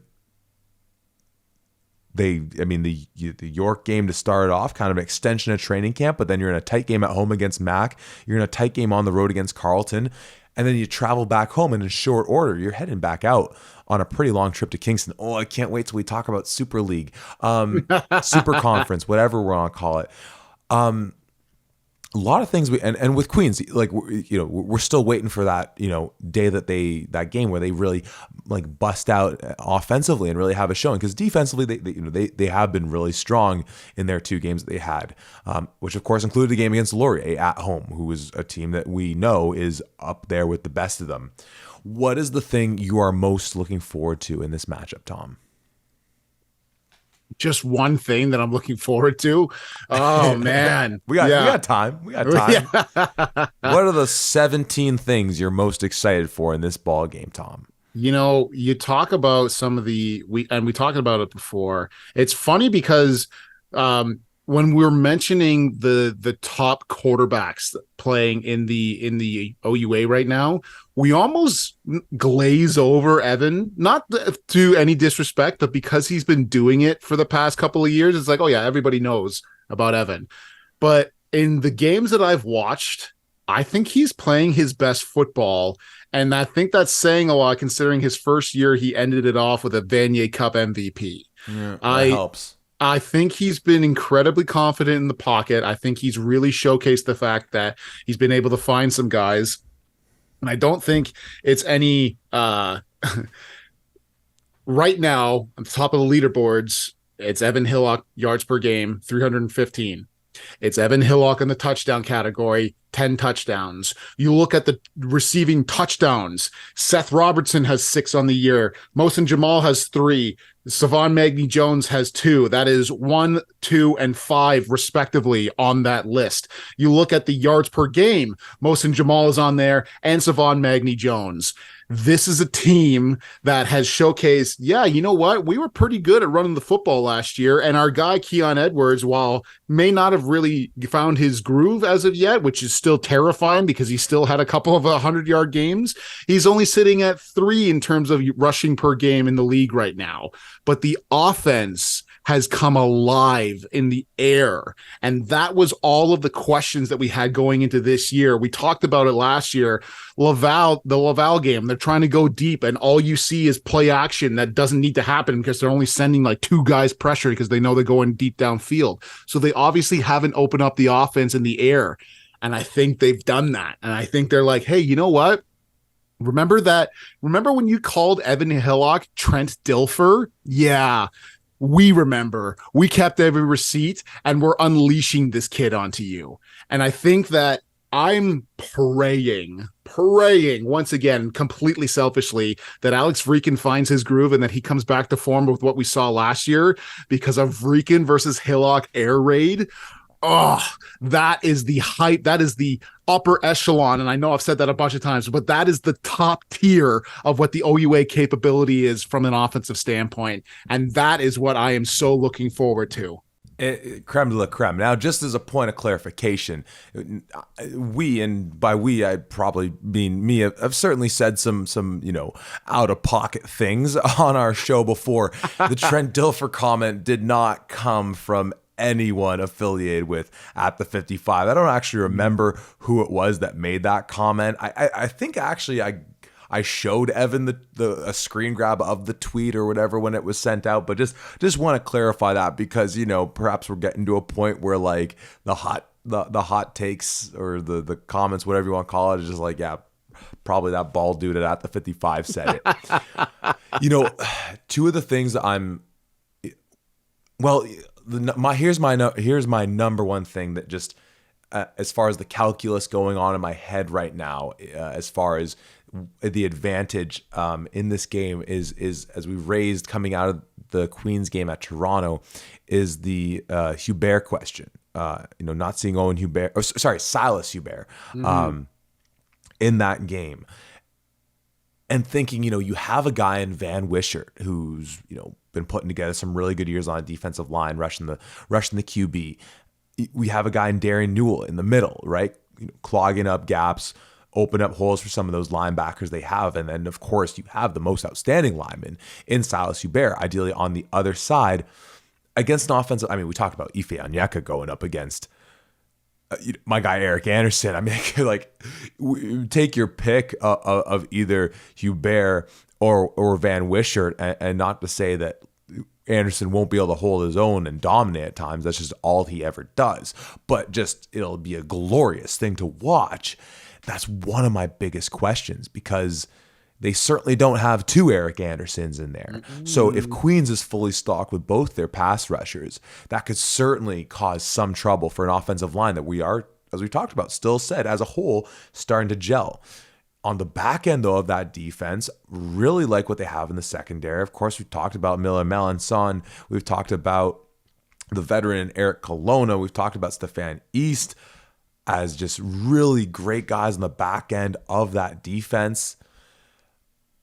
But yeah, it really does feel like, I mean, we talked about eras of quarterbacks. I mean, does this not feel, because even, talking about, say, our boy Nate Hobbs going up against Chris Merchant in the late 2010s, Queens just wasn't as a whole where Western was, just clearly. No fault of Nate Hobbs at all. The stats obviously speak for themselves in that regard. But just the idea of, going back to the days of Brannigan and Falls, right? The idea of these just storied franchises with these legendary quarterbacks. And as you said, we've had the chance to see Vrieken do these things. He's Alex Vrieken good at football, right? We got to see it when he stepped in for James Keenan last year in that stint.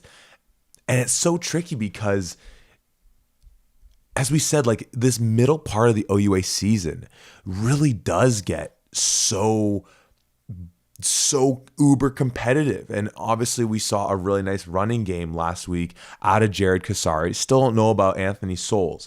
But for Queens, obviously you have Western. Then you go to Windsor. They got York after that. But then Carleton after that.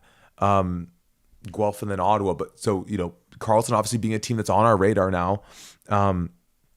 As well, aside from the York and the Guelph game. Like, that's a tough end to your schedule. Like, sure, there's teams that you're favorited over, but the point in just saying that is that, like, when is the game that Vrieken steps up and just has that, that game, as we talked about with some of these QBs last week? Obviously, it doesn't have to come in the form of you being a favorite over a lesser opponent.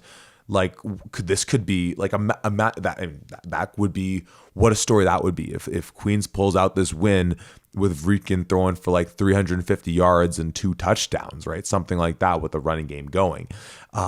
It's just one of those things where, as we said, with Josh Ferguson running the ball for Carleton, likely not happening against a team like Western. So I just, that's one of the things that's really going through my brain. Along so the defensive side of the ball and the pass rushing side, with Silas seemingly not in that U of T game. Where is he at? Obviously, we've talked about, literally just said his name, but their other running back, Anthony Souls, kind of not being in right just yet as well. And it is the game that Vrieken has his, Alex Vrieken good game against the Western. It's somewhat, it's hard to believe. It's not improbable, but it's less likely than perhaps probable in that regard. What are some of your other thoughts with this matchup? I think that really, if you're Queens and you're looking at this schedule before the season starts, you say, we're going up against a very tough matchup against Laurier, and then we get a bye week, and then we play against Toronto.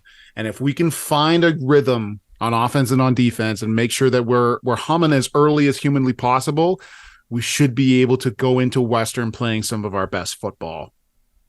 I would not say that Queens is playing their best football right now, at least from what we've seen. They lost to Laurier in the first game of the season, obviously, and a lot of it they struggled. Quite honestly, they struggled a lot in that game. And shout out certainly to that Laurier defense. They played lights out, and they allowed that offense to get into a position to win that game by a single point.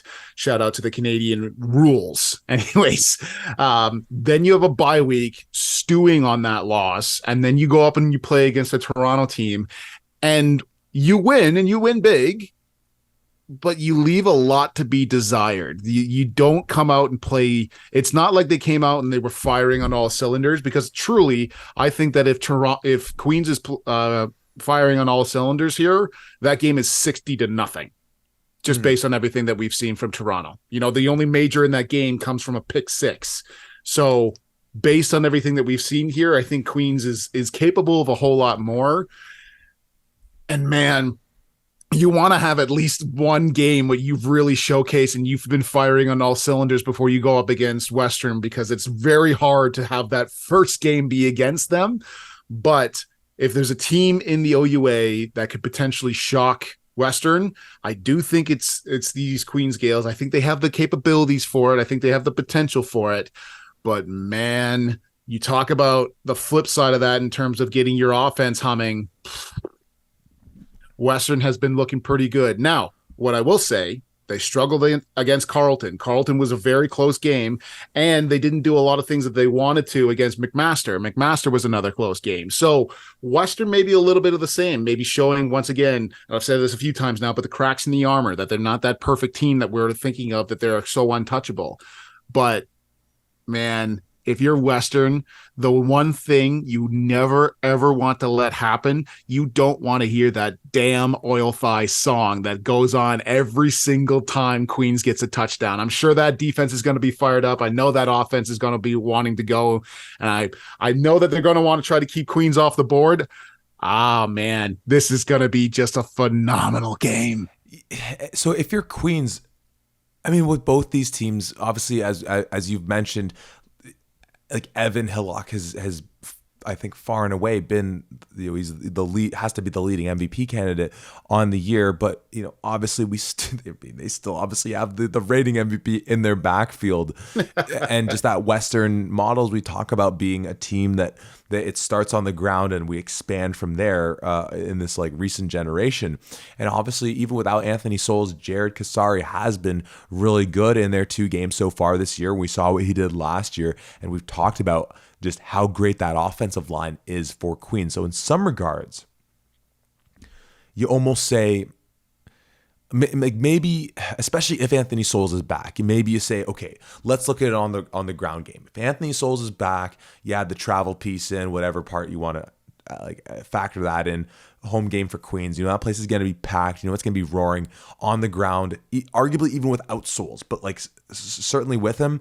But I think possibly even without him, you might give the tick towards Queens on the ground game in this one, right? Which, I mean, once again, I'm saying that against Keon Edwards, right? But just from the standpoint of how great that we know that offensive line, how they've the familiarity, the skill, all things like that, and whatever. In the air, we certainly know we give that to Evan, we give that to the Western Mustangs, Seth Robertson, Mohsen Jamal, Savon Magne Jones. I mean, so here's my wonder is that, like, if you are Queens, like if you are plugging away on the ground, like if Kasari's having a good game, if he's getting it going, but maybe Evan gets you on a couple, right? And obviously, even if you're giving a notch, as I guess am, towards Queens in the run game in this one, they're obviously still moving the ball. What do you think? Because you obviously got to see Vrikin. Was that Vrikin's first start? The one you saw against one of his first starts. One of his first, yeah, against Laurier. How do you feel about a situation where maybe they're down a score, whether it's a major, maybe they're down 3-4 points, something like that. They're running the ball effectively. What do you expect out of Vrikin if it's a situation where we throw away so much of the commentary we set up with these other teams? This is a game. Obviously, both these teams are saying, no. We will pull every trick in the book to win this game. We're going to pick up this win. This is a blood rivalry. All these types of things. So a situation where Queens has the run game going, they got it, but perhaps as that clock's ticking away, as we get into the third, fourth quarter, and maybe you're down a score or two, and you have to say, man, the run game's been there. It's been effective. Let's get Vrikin going. We know we got Nika Cuemo as one of our great receivers out here. Let's start firing it away from it. Or do you just say, man, we know if we keep plugging away on the ground, we're going to break through eventually? I think that if you were playing against this Western team from last year, I think your game plan would be, you know what, let's lean on our backs. Let's lean on this run game and let's really try to get things going here and try to match that run for run kind of mentality here, because Kasari is being really impressive right now. with this new age, I don't even want to say new age offense, with this offense that is now a little bit more focused on passing, I don't think you can afford to just lean on that run game. If Evan marches down the field and scores a touchdown, and you run and you do some dominant things, whatever, but ultimately have to punt, and then he immediately goes down, and I say he, and that offense goes down and scores another one, suddenly it's 14-0. You can't afford to just be continuously running the ball and really trying to lean on that. You got to take some risks yourself. You got to do whatever you can here. So I think that if Queens wants to get back to where they were, they have to once again rely on that quarterback play from Alex Freakin. And obviously he showcased that he's able to do that. They beat some pretty solid teams last year in order to get back to the Yates Cup for the second year in a row and play against Western there. So he's got the capabilities, and I think he really does. You have to get Alex Freakin going. You've got to make sure that he's put in a position to win, that he can find his guys. He's got that confidence in there, because this has the makings to be a full-on shootout. And I don't think we've been able to say that outright. And I know that Western and Queens have played in a few Yates Cups now and things, but like with Western and the offense that they're playing right now, with Queens and the capabilities that they had, like this has the potential to be reminiscent of like an '09 Yates Cup kind of thing with two quarterbacks that could be dueling. Now, I think Hillock, for as highly as I think of him, and Vreeken have a long way to go before we start comparing them to Faulds and Brannigan. Let me just say that. But in previous years, whenever they played, it's been the stable of running backs that have been establishing here. This year, I think it's really going to come down to the two quarterbacks on opposite sides of the field, who can get their offense going, who can establish themselves in the air, and who's going to come away with this win. You're definitely right. And I, as much as, hey, former offensive lineman, love watching a good run game. It would certainly be fun if that's the outcome we get, or that's like the style we get from this one. I also need to take a moment to, I guess, apologize to Keanu Yazbek. In my assessment of these run games, I might have just been completely off in what I said a couple of minutes ago. However you want to split it, just from the pageantry standpoint, this game is going to be something to tune in for. And there, I guess last thing I'll throw your way, Tom,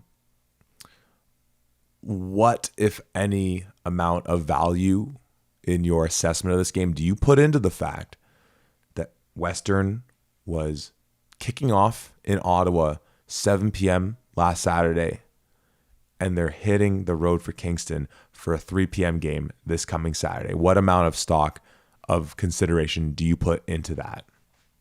Yeah, listen, that's never easy. And especially being in London, having to make that trip out, those are very long trips. Don't get me wrong here.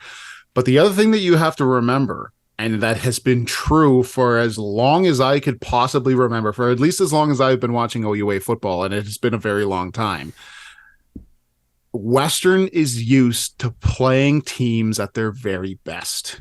You call it Western Week for a reason. When we were at McMaster, it's Western Week. If there's ever a time where you're going to put in a couple extra hours of film, if you're going to try and do whatever you can to get, like, tune things up, be completely dialed in at practice, be ready to go, it's the week you play against the Western Mustangs. And that has been true probably ever since Greg Marshall got to that program, 20 years ago, probably more, because Western has been dominant for a very, very long time. So yes, the travel that comes into play, certainly, but they are used to going into hostile environments. They are used to seeing every single team they play against throw everything that they have at them: trick plays, defensive blitzes, brand new fronts, brand new offenses, everything that you could possibly think of. These Western ponies have seen, whether it's this team or in years past. That is what this coaching staff and this program is used to. I think if there's any team in the entire OUA that is in the best possible scenario to handle a back-to-back travel to Ottawa and travel to Kingston, it's these Western Mustangs, and they are a strong team for it. This is probably, certainly from a travel aspect, and even from the quality of play that they're playing, the hardest stretch that they're going through. And if they can come away with wins here, not to say that the rest of the year is gravy, because they've got a lot of other great teams that they're playing against, but it certainly gets a little bit easier, at the very least, from a travel aspect after this week. I like that. Yeah. Do you want to pick first, Tom? Because I think I Yeah. know where I'm going. No? Oh yeah, yeah, yeah. I'll Yeah, pick you got first. it. You're locked in. I I've said this before. We talked about it before. It's Western. It's Western here, and I think this is a very impressive Western win. I think, and I don't say that in terms of I don't think Queens is going to do anything. I think Queens is going to be successful here. I think they are going to do some really great things, but Western is just going to outplay them in key moments of this game. I'm going with the Ponies to continue the streak against Steve Snyder and his Queens Gales. I'm gonna go with you on that one. I I was trying to look into the different angles into seeing the Queen's pick on this one, but I think with the unknown still of Anthony Souls' status, the Silas Hubert piece of this, if I knew for sure those two guys were gonna be in there, that might be enough to swing it over. And if we tune in at 3 p.m. on Saturday and I'm seeing those guys trot out there, I might be, dialing your number saying, why did I not pick Queens? And even without them, the travel piece, the Vreekin coming alive piece, which opponent or no opponent, and I was obviously making that case that, what, they have a few games coming up where they have a chance to really just, let loose, so to speak. But sometimes it's just a function of time of having that offensive gel. They've only had 2 games, right? He could come alive in this game, and then it could become a shootout, even though we've talked about team stats, and these are two of the better defenses we see in the league. Even with all that, I just, Evans, the MVP so far this year, they have the reigning MVP in the backfield, and Keanu Yazbek looking as good as a number 2 back can look. He'd clearly start on a number of these teams in the OUA. An offensive line that I only expect to continue gelling, that is led by the best tackle in all of Canada.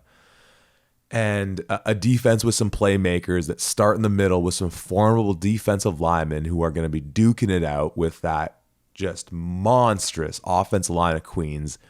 But with those linebackers in, McLeod and Nixon and some of those other guys in there that are going to be filling gaps and doing what they can to slow down Kasari, which is not an easy task. But if there's one team I have faith in to be able to do it, it is Western. Is it going to be close through maybe 3 quarters? 100%. Could it come down to a final play? 100%. But I'm there with you on this one, Tom.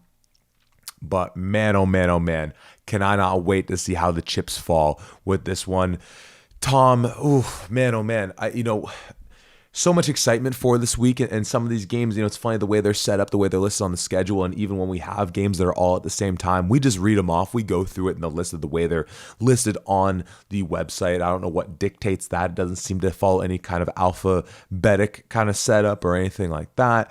But going through those first couple ones, it was kind of the story of these lopsided games. Then we get into these last 2 matchups. But even in those earlier matchups that we talked about, there's still so many of these amazing things that we're just bubbling to see answered because of what we've seen so far from these clubs. Having looked at it all, having discussed it all, the picks are in. We are divided solely on the one game of Windsor and Ottawa, though I still think you said on the podcast you were picking Guelph. I'll have to go rewind, check the tape. What are you most excited for? Kind of putting all that into perspective, thinking about the various storylines, the various question marks, and just the caliber of football we are anticipating, and we'll no doubt get to watch this football. That is just your sort of final message for the folks to just be honing in on going into week 4. This is the week we have been most looking forward to, at least in the early throes of this season. This is the week where everybody sees who their teams are. Who are you, Laurier Golden Hawks, Are you going to be able to come out and really establish the passing game? And then just for the sake of time, I'm just going to focus on one team per matchup here. Who are you, Laurier Golden Hawks? Who are you, Carleton Ravens? What is your base? What are you trying to focus on here? Who are you, McMaster Marauders? Are you going to establish yourself here and to continue the upper echelon of what you're trying to establish and what you showcase against York, or are you going to try to fall back into some bad habits that we've seen in the past couple of years of missing the playoffs? Who are you, Windsor Lancers? Is this for real? Are you in the actual A tier that we've been talking and hyping up about, or have you just been playing against some teams that are a little bit subpar and showcasing some real dominance there? And finally, who are you, Queens? I have a lot of doubts. This guy right here, if you're trying to find some bulletin board material, look no further. I've got some doubts in this Gales team, not only in this game, but in this season. I've got some real doubts. Shut me up. Tell me, hey, you know what? Guess what, Tom? We are legit. We are going back to another Yates Cup, and we are the team to beat along with Western in the OUA. I am so damn excited for every one of these games in some way, shape, or form. Woo-hoo! And as you said, this is the week we've been looking forward to, but in some way it is just the opening of the floodgates of just such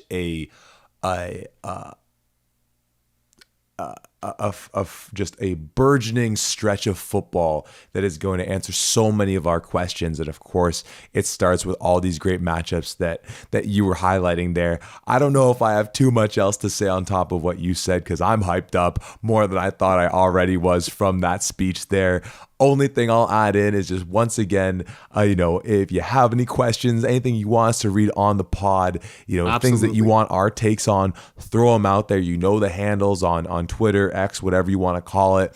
Me and Tom are fairly easy to find on our own social medias out there in the world. So give us a shout. Anything content wise you want us to see. We're as much as we sometimes harp on teams, it's all in an effort to just want I think that from the sports media standpoint, sometimes you got to add that into the mix to get the most sort of entertainment out of it. But we're just pushing for the most high caliber football we have across the board and collaborating with other people in ways that we can play our part, no matter how small that is, in building this league and building this game across this nation or just in this province, is what we're here all about. Tom, I am sure we will be blowing up each other's phones all day long on Saturday with these matchups. I cannot wait to have these questions we talked about answered. I cannot wait to be talking with you about it on Sunday, and you can hear us talking about those thoughts and more the following day at the 55.